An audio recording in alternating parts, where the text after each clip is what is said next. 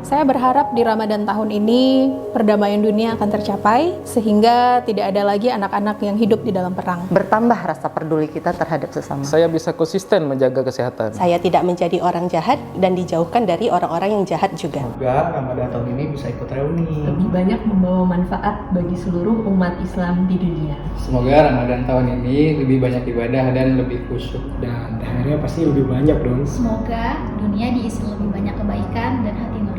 Saya berharap semoga di Ramadan tahun ini saya bisa mengerjakan salat tarawih full dan kemudian saya bisa melakukan qiyamul lail di 10 malam terakhir Ramadan. Bisa memaksimalkan waktu untuk beribadah. Saya lebih berkembang lagi, lebih peduli dengan sekitar dan lebih banyak membantu orang lain. Saya bisa rutin berolahraga dan menjaga pola makan, tidak menjadikan bulan puasa sebagai alasan untuk bermalas-malasan. Seluruh masyarakat yang terdampak bencana di Sumatera dan di daerah lainnya bisa menikmati Ramadan dengan penuh kekhusyukan dan sukacita. Saya berharap Allah melimpahkan rezekinya kepada kita semua melalui Global Ihsan Relief Indonesia.